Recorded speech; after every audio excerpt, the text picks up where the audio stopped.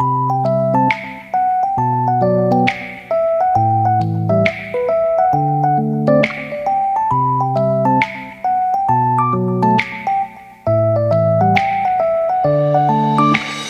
warahmatullahi wabarakatuh. Bismillahirrahmanirrahim. Nahmaduhu wa nusalli wa nusallim ala Rasulillahil Karim wa ala alihi washabbihi ajma'in, amma ba'd. Rabbi shrah li sadri wa yassir li amri wa hlul 'uqdatam min lisani yafqahu qawli. Bismillahirrahmanirrahim. Al-haditsul hadi asyara. Hadis yang ke-11. An Abi Muhammadin al-Hasan ibn Ali ibn Abi Talib sibti Rasulullah sallallahu alaihi wasallam, dari Sayyidina Abi Muhammad al-Hasan bin Ali bin Abi Talib. Ini yang dimaksud Sayyidina Hasan, putra dari Sayyidina Ali bin Abi Talib, cucunya baginda Rasulullah sallallahu alaihi wasallam. Namanya Abu Muhammad karena Sayyidina Al-Hasan ini punya putra nanti dikasih nama Muhammad. Jadi karena saking cintanya sama kakeknya, akhirnya anaknya dikasih nama Muhammad. Sibti Rasulullah SAW, cucunya baginda Rasulullah SAW, wa raihanatihi, dan kekasihnya. Qala, beliau berkata, hafidtu, aku menghafal min Rasulullah SAW, dari Rasulullah SAW, dari sabdanya. Apa yang beliau hafal?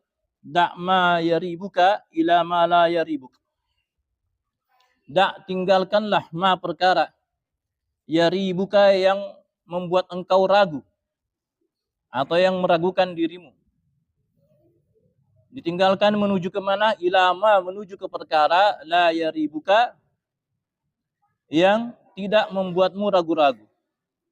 Rawahu Tirmidzi wan Nasa'i wa qala Tirmidzi hadza hadisun hasanun sahih. Tinggalkanlah perkara yang membuat engkau ragu,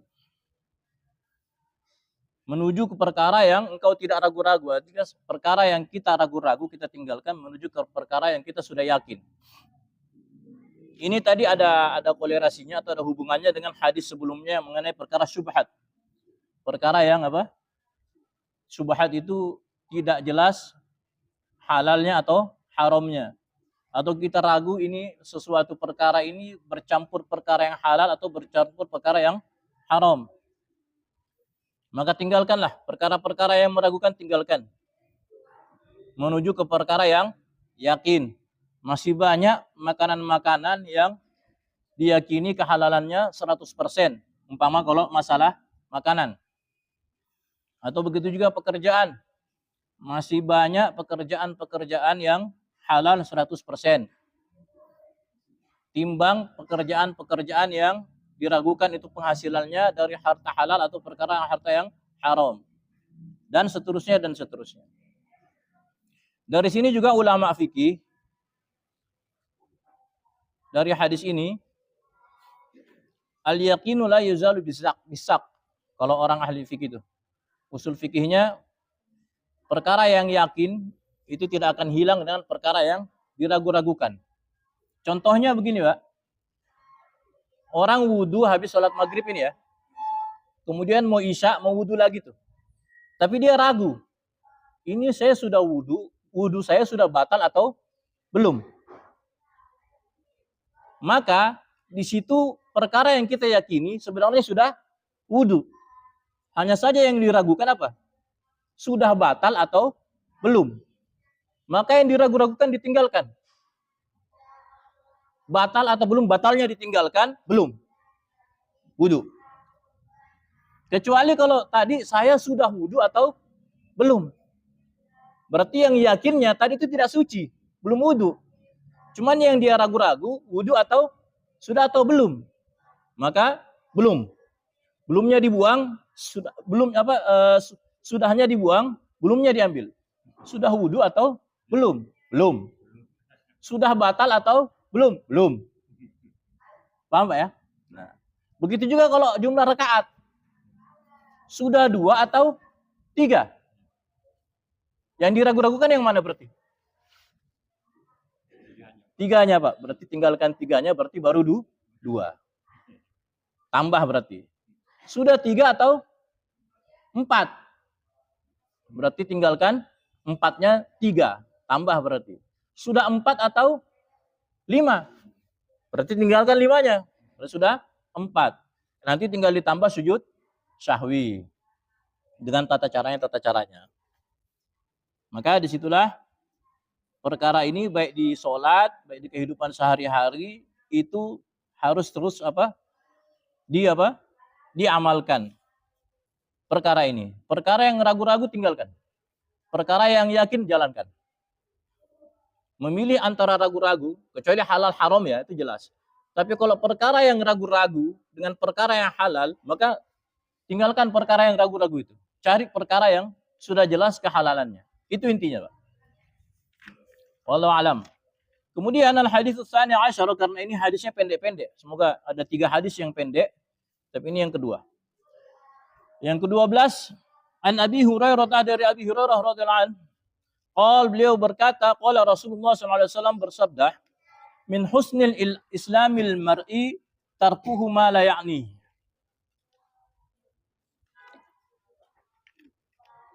Di antara tanda kebaikan agama Islamnya seseorang, tarkuhu ma la ya'ni, meninggalkan perkara-perkara yang tidak bermanfaat.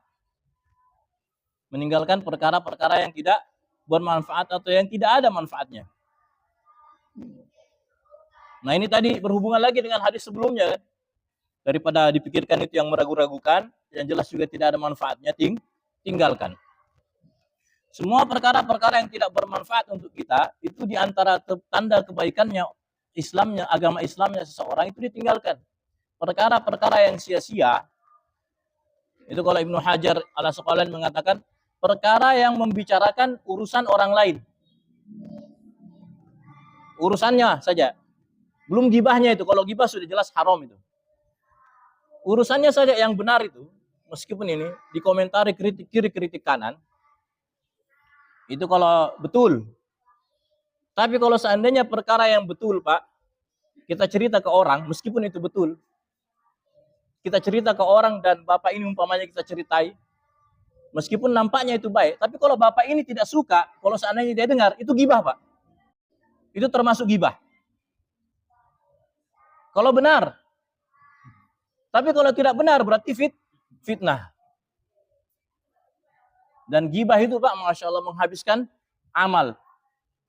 Kalau guru kami mengumpamakan itu, orang beramal tapi masih sering gibah atau perkara-perkara yang tidak bermanfaat lainnya dikerjakan, itu seperti orang yang menimba air tapi pakai apa? Bakul nasi atau lobo nasi itu. Habis, Pak. Habis. Jadi amal kebaikannya itu habis dari gibah. Kenapa? Karena ketika orang gibah itu menggunjing. Kalau benar loh, Pak, itu gibah. Benarnya saja itu gibah. Bagaimana meskipun itu benar, kalau kita cerita orang umpamanya, dan kira-kira kalau dia dengar kita cerita begini, dia tidak suka, itu gibah, Pak. Meskipun itu benar, meskipun itu kelihatannya perkara baik. Tapi kalau orang itu menjadi gibah itu.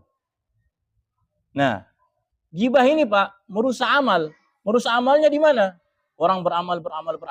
Nah, orang yang digibahi di akhirat nanti, Pak, itu datang menuntut. Kau dulu pernah gibahi saya, apalagi zalim. Kau dulu pernah gibahi saya tuh. Oh iya. Nah, sekarang saya tuntut kau sekarang. Bagaimana? Saya minta amalmu. Setengah. Supaya saya bisa masuk surga ini. Umpama dia masuk neraka umpama. Maka dikasih amalnya. Ada orang digibahi, datang. Habis amalnya. Masih ada orang lagi datang. Kamu dulu pernah gibahi saya. Oh iya. Cuman masalahnya saya sudah tidak punya amal nih. Saya mau masuk surga ini sudah susah nih. Oh ya, kalau begitu kamu ambil dosa saya. Ditransfer itu dosa. Datang lagi orang, transfer, tambah habis dia punya amal, tambah banyak dia punya dosa. Itu bahayanya gibah, Pak. Dan gibah itu hakul adam, hak adami. Bagaimana cara bertobatnya? Minta maaf kepada orang yang pernah digibahi. Nah, itu susah itu, Pak. Maka jangan coba-coba. Belum tentu orang yang kita gibahi, minta maaf, saya dulu pernah ngomongin kau begini. Belum tentu dia tidak marah itu. Oh, itu ujiannya sudah itu. Malah berkelahi jadinya kalau begitu. Itu meninggalkan perkara-perkara yang tidak bermanfaat.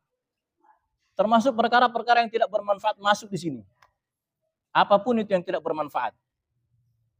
Nonton bola, begadang malam-malam itu bermanfaat apa tidak? Wah, ini lari kemana-mana nanti itu. Intinya seperti itu. Maka meninggalkan perkara-perkara yang bermanfaat menuju kepada perkara-perkara yang lebih manfaat. Wallahu a'lam. Kemudian sampai di sini mungkin sudah mau tanya apa kita lanjut satu hadis lagi? Ada hadis pendek sekali lagi. Selesaikan. Ada hadis yang ke-13. Al-hadits al-thalits asyar.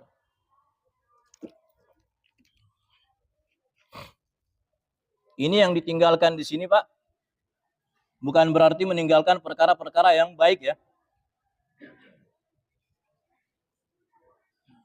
Maksudnya ini semua perkara-perkara tetap harus di sini. Hadis di sini al-hadits al-tsalits asyara, hadis yang ketiga 13 an Nabi Hamzah Anas bin Malik radhiyallahu anhu, dari Sayyidina Hamzah Anas bin Malik radhiyallahu anhu, khadimi Rasulullah sallallahu alaihi wasallam, khadimnya atau pembantunya baginda Rasulullah sallallahu alaihi wasallam, anin Nabi sallallahu alaihi wasallam, dari baginda Nabi sallallahu alaihi wasallam, qala, beliau bersabda, la yu'minu ahadukum, tidak beriman di antara kalian salah seorang di antara kalian, hatta yuhibba li akhihi,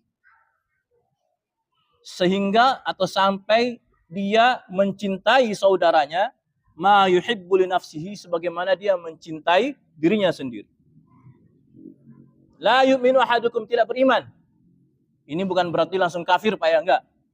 Jadi kufur itu dalam kitab-kitab hadis itu nanti pembahasannya panjang itu. La yu'minu ahadukum, tidak beriman bukan berarti kafir. Tidak sempurna imannya seseorang sampai dia mencintai saudaranya sebagaimana dia mencintai dirinya sendiri. Bagaimana itu? Nah, itu tadi, menunaikan hak-hak saudara kita itu.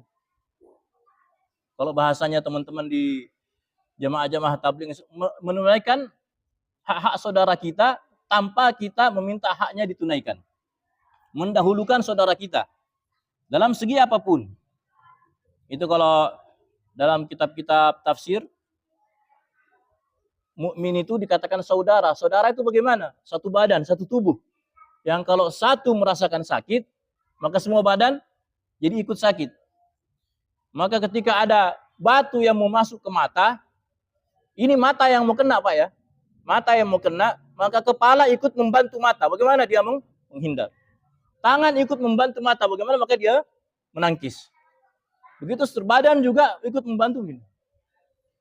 Itulah perumpamaannya orang Islam. Satu jasad. Kalau dia mencintai saudaranya, maka begitu juga.